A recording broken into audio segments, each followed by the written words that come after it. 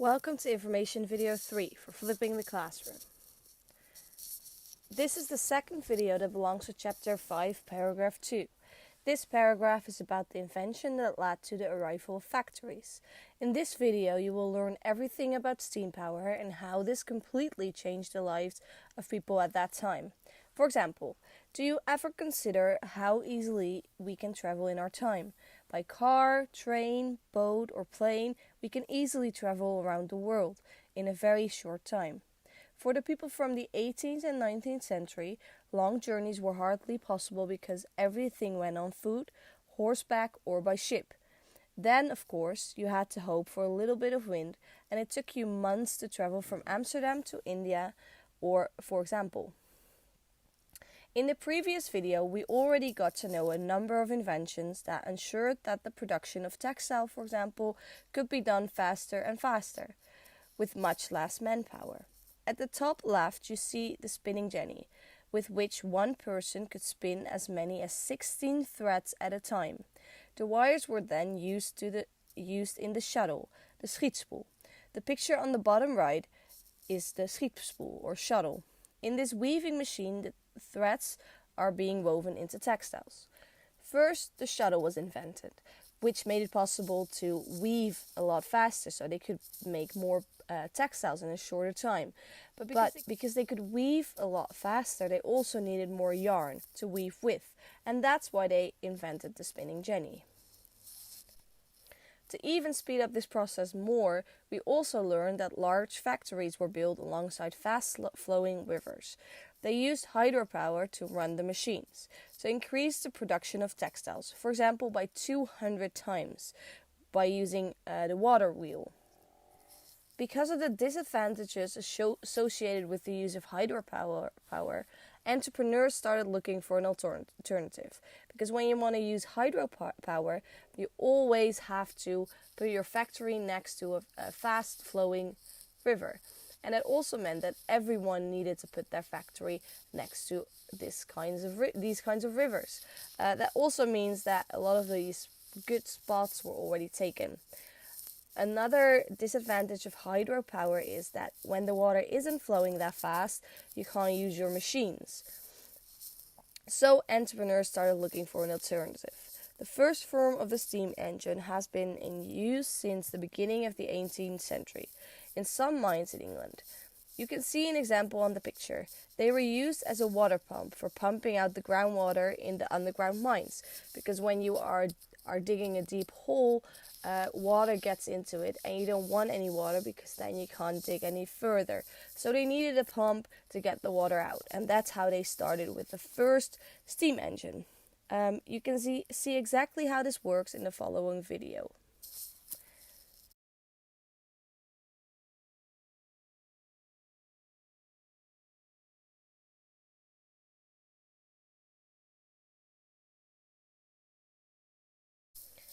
Here you can see again how steam power works. You see a boiler with water that is heated by the fire of the coals. The water evaporates and becomes steam. It starts to ascend in search of an escape route because warm steam always wants to get out. So it starts to look for an escape route. The escape point is at the top of the machine. The steam pushes the valve in the tube up, creating movement. Subsequently, a little water is always injected into the tube, causing the steam to fall again. This way you get a constant movement. You can use the power by connecting it to a wheel with gears. James Watt's improved version of the steam engine was first installed in a cotton mill in 1778. So because the steam power wants to get out, you can make it move. You can make the valve move. And because you connect this to something you want to move, that's how you make it move. So that's how you use the power.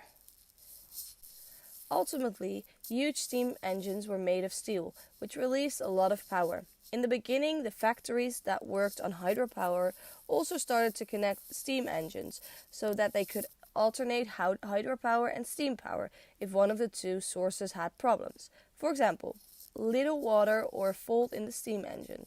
So when that happened, they still had a machine to fall back on. As the steam engine continued to evolve, the factory owners started building the factories in the city because they no longer needed water from the river. This was a big advantage because the workers who worked there no longer had to walk from the city to the factory on the river from their houses in the city. This saved valuable time and energy, they thought. You will hear more about this in one of the next videos. Such a steam engine was not only used to produce textiles faster, a great deal also happened in the field of transport. For centuries, people had to walk from place to place, and if you had enough money, you used horsepower. Now they came up with the idea to put the steam engine on wheels. In this new way, you could travel much faster if wheels are powered by steam power. The first trains were created during this time. Another common method of transport was the towboat. First, rails were laid so that carts could ride over, pulled by horses. This allowed them to transport much heavier goods than by land.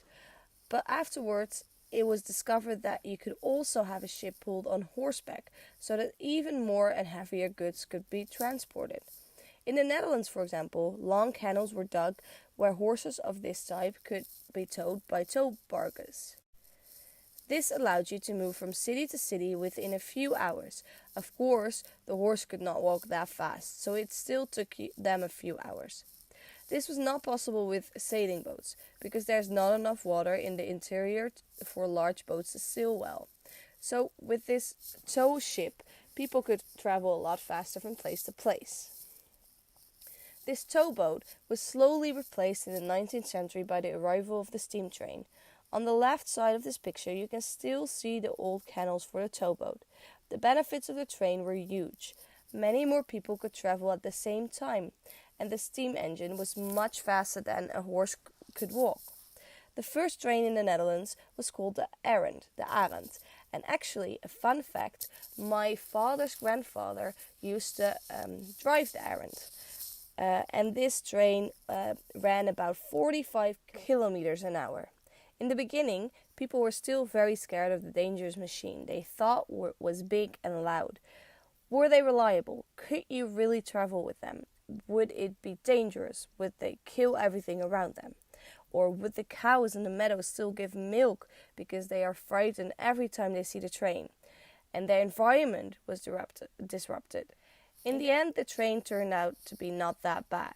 By building railways through the country, it made connections between countries. It became much easier for many people to move outside of their own town or city. The living environment of most people became bigger and bigger.